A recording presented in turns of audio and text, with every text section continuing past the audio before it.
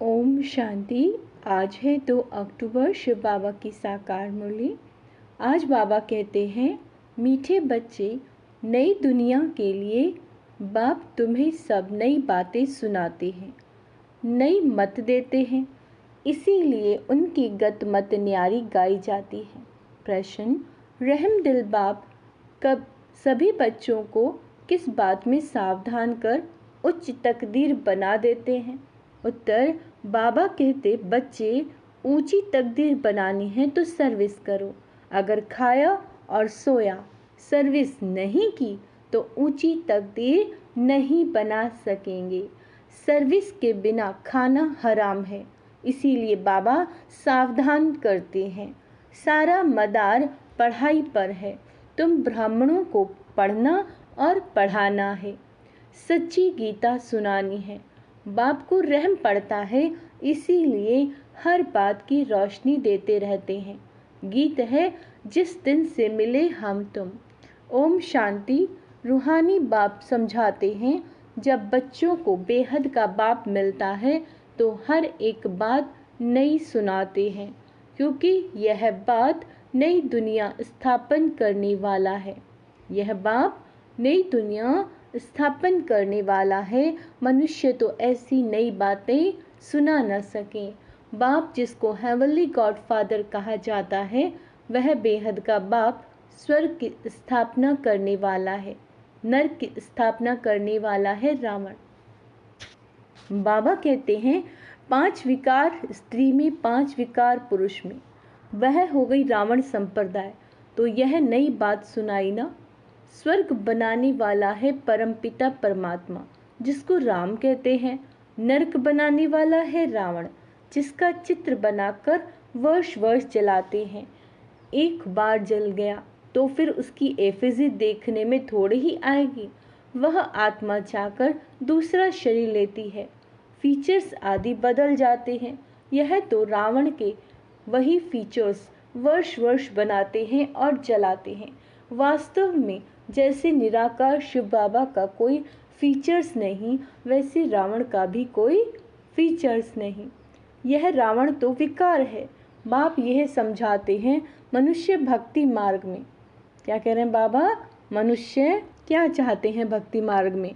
भगवान आते ही हैं भक्ति का फल देने व रक्षा करने, क्योंकि भक्ति में दुख बहुत है, सुख है अल्पकाल क्षण भंगुर। भारतवासियों का बिल्कुल दुखी जीवन है। कोई का बच्चा मरा, कोई का दिवाला निकला, जीवन तो दुखी रहता है ना। बाबा कहते हैं, मैं आता हूँ सभी का जीवन सुखी बनाने। बाप आकर नई बात बताते हैं, कहते हैं मैं आया हूँ स्वर्ग की स्थापना करने। वहाँ तुम विकार में नहीं जाएंगे। वह है निर्विकारी राज्य, यह है विकारी राज्य। अगर तुमको स्वर्ग का राज्य चाहिए तो वह बाप ही स्थापन करते हैं। नरक का राज्य रावण स्थापन करते हैं। तो बाप पूछते हैं, तुम स्वर्ग में चलेंगे? बैकुंठ की महाराजा महारानी विश्व के मालिक बनेंगी? यह कोई वेद शास्त्र आदि की बातें नहीं। बाप ऐसे नहीं कहते कि राम राम कहो व दर दर धक्के खाओ, मंदिर तीर्थ आदि में जाओ व गीता भागवत आदि बैठकर पढ़ो। नहीं, सतयुग में तो शास्त्र होते नहीं। तुम भल कितने भी वेद शास्त्र आदि पढ़ो, यज्ञ जप दान पुण्य आदि करो, यह है ही धक्के खाना, इनसे प्राप्ति कुछ नहीं। भक्ति मार्ग में बाबा कहते हैं, कोई भी एम ऑब्जेक्ट नहीं है। मैं तुमको स्वर्ग का मालिक बनाने आया हूँ। इस समय सब नरकवासी हैं। अगर कोई को कहो तुम नरकवासी हो तो बिगड़ेंगे। वास्तव में तुम जानते हो नरक कलयुग को और स्वर्ग सतयुग को कहा जाता है। बाप बैकुंठ की बादशाही ले आए हैं।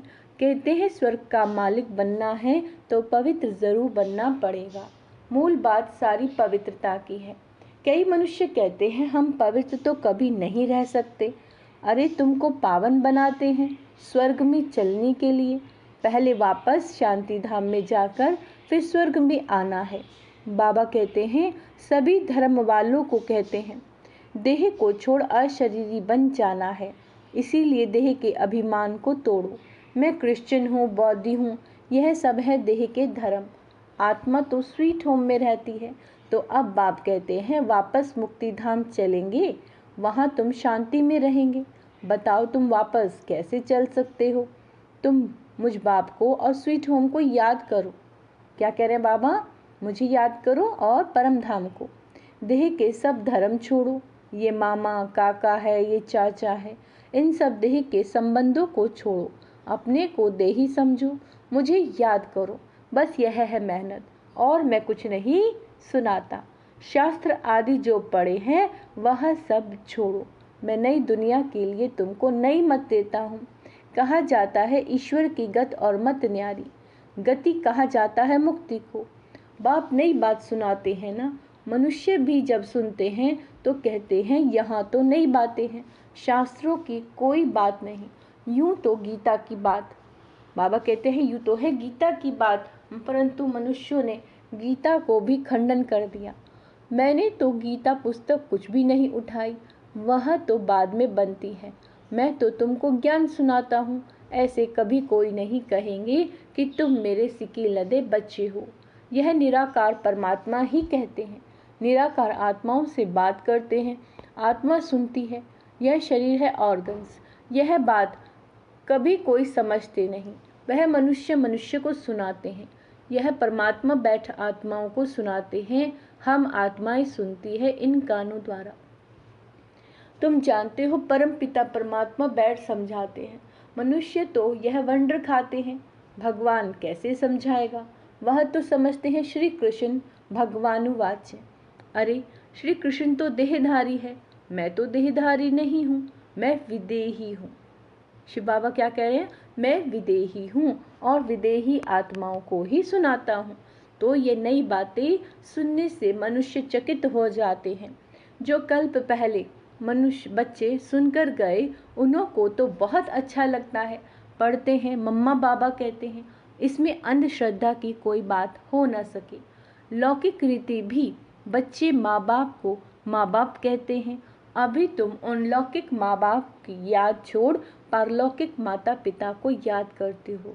यह पारलौकिक माँ बाप तुम्हें अमृत की लेन देन सिखलाते हैं। कहते हैं हे बच्चे, अब विष की लेन देन छोड़ो। मैं तुमको जो शिक्षा देता हूँ वह एक दो को दो, तो तुम स्वर्ग के मालिक बन जाएंगे। थोड़ा सुनेंगे तो भी स्वर्ग में आ जाएंगे, परंतु औरों को आप समान नहीं बना सकते, तो दास दासी जाकर बनेंगे। दास दासियों में भी नंबरवार होते हैं। बच्चों को संभालने वाले दास दासी जरूर अच्छे मर्तबे वाले होंगे। यहाँ रहते हुए फिर अगर पढ़ते नहीं तो दास दासी बन पड़ते हैं। प्रजा में भी नंबरवार होते हैं। जो अच्छी रीति पढ़ते हैं वह इतना ऊंचा पद पाते हैं। प्रजा में साहूकारों के भी दास दासियां होंगे। हर एक को अपनी शक्ल देखनी है। क्या देखनी है? शक्ल देखनी है, हम क्या बनने लायक हैं। बाबा से अगर कोई पूछे तो बाबा झट बता देंगे। बाप तो सब कुछ जानते हैं और सिद्ध कर बतलाते हैं कि इस कारण यह तुम बनेंगे। भल सरेंडर किया, उसका भी हिसाब किताब है। सरेंडर किया है परंतु कुछ सर्विस नहीं करते, सिर्फ खाते पीते रहते, तो जो दिया वह खाकर खत्म करते हो। दिया सुखाया, सर्विस नहीं की। बाबा ने कहा दिया सुखाया, सर्विस नहीं की तो थर्ड क्लास दास दासी जाकर बनेंगे। हाँ, सर्विस करते हैं और खाते हैं तो ठीक है, धंधा कुछ नहीं करते तो खा खाकर ख़त्म कर देते, फिर और भी बोझ चढ़ जाता है। यहाँ रहते हैं जो दिया सुखाया, जो भल नहीं देते हैं परंतु सर्विस बहुत करते हैं तो वो ऊंचा पद पा लेते हैं। मम्मा ने धन कुछ नहीं दिया परंतु पद बहुत ऊंचा पाती है, क्योंकि बाबा की रूहानी सर्विस करती है। हिसाब है ना, कईयों को नशा रहता है, हमने तो सब कुछ दिया, सरेंडर हुए, परंतु खाते भी तो है ना। बाबा मिसाल तो सब बताते हैं, सर्विस नहीं की, खाया और खल्लास किया। कहते हैं ना, जिन सोया तिन खोया। 8 घंटा सर्विस करे बिगर खाना हराम है। खाते रहेंगे तो जमा कुछ नहीं होगा, फिर सर्विस करनी पड़ेगी। बाप को तो सब बतलाना पड़ता है ना। जो कोई ऐसे नहीं कहे कि हमको बतलाया क्यों नहीं। बाबा ने सब कुछ दिया, और फिर सर्विस भी करते रहते हैं तो ऊंचा पद भी है।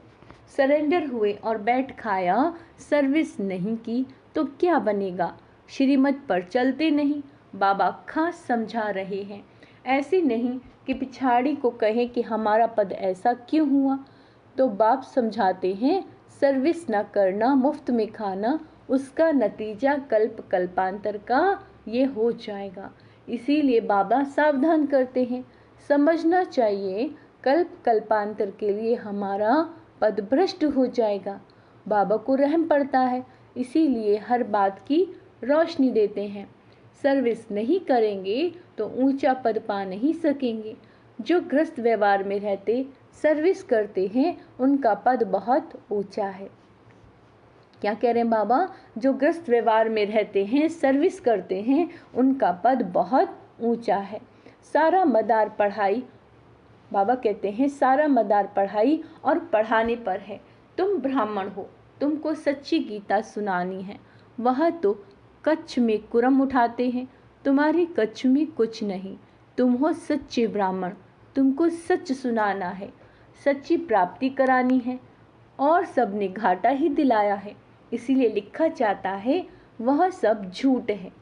बाबा सच सुनाकर सच्चखंड का मालिक बनाते हैं, यह तो समझने की बात है। विश्व का मालिक बनना कम बात है क्या।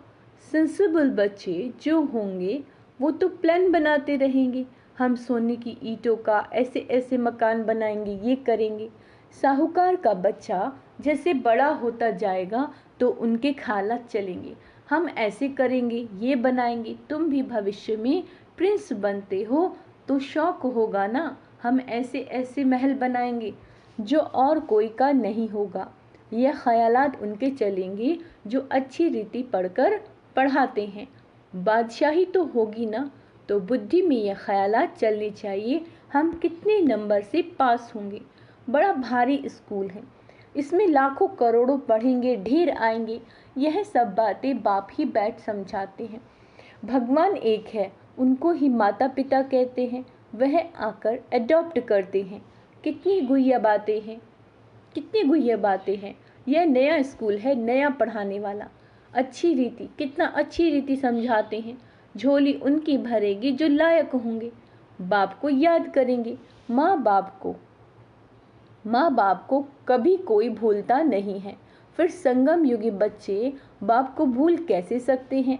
अच्छा, बाबा कहते हैं दुनिया धम्मचक्र में है और तुम बच्चे चुप हो, चुप में है शांति।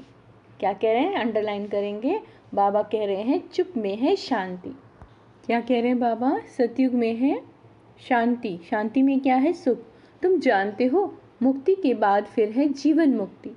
तुम बच्चों को सिर्फ 2 अक्षर याद हैं, अल्फ और अल्लाह, बे और बादशाही।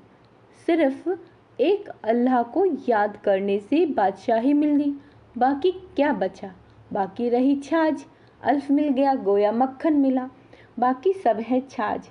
ऐसे है ना, हम चुप रहते हैं, जानते हैं चुप रहकर हम श्रीमत पर चलते हैं, परंतु वंडर यह है कि बच्चे अल्फ को भी पूरा याद नहीं करते। अल्फ को यानी अल्लाह को पूरा याद नहीं करते, यानी शिव बाबा को भूल जाते हैं। माया तूफान लाती है। बाप भी कहते हैं मन मनाभव मध्याजीभव। गीता में अक्षर है तो तुमको गीता वालों से अर्थ पूछना चाहिए कि मन मनाभव मध्याजीभव का अर्थ क्या है। बाप कहते हैं मुझे याद करो तो तुमको बादशाही मिलेगी। सब देह के धर्म छोड़ देही बन जाओ और बाप को याद करो तो बादशाही मिलेगी। ग्रंथ में भी कहते हैं जपो अल्फ को तो बादशाही मिलेगी, सचखंड की राजाई मिलती है। हम दुनिया से बिल्कुल न्यारे हैं और कोई भी ऐसे नहीं कहेंगे। बाप तुम्हें नई बातें सुनाते हैं, बाकी सब पुरानी बातें ही सुनाते हैं। बात बड़ी सहज है, अल्फ के बनो तो बादशाही मिलेगी, फिर भी पुरुषार्थ तो करना पड़े। आप सामान बनाने की जितनी सर्विस करेंगे उतना फल मिलेगा। मनुष्य ना अल्फ को जानते ना बे को जानते। बे माना बादशाही मक्खन, श्री कृष्ण के मुख से मक्खन दिखाते हैं ना, जरूर स्वर्ग की स्थापना करने वाले ने ही बादशाही दी होगी। अच्छा, मीठे मीठे सिक्के लदे बच्चों प्रति माता पिता बाप दादा का याद प्यार और गुड मॉर्निंग। रूहानी बाप की रूहानी बच्चों को नमस्ते।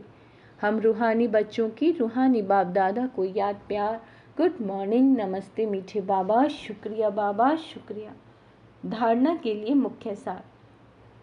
बाबा कह रहे हैं वापस स्वीट होम यानी घर जाना है, इसीलिए देह के धर्म देह के संबंधों को भूल स्वयं को देही समझना है, इसी अभ्यास में रहना है। बाप की जो शिक्षाएं मिली हैं वो दूसरों को देनी है, आप समान बनना है, 8 घंटा सर्विस ज़रूर करनी है। वरदान है शुद्ध फीलिंग द्वारा फ्लू की बीमारी को ख़त्म कर वरदानों से पलने वाले सफलता मूर्त भव।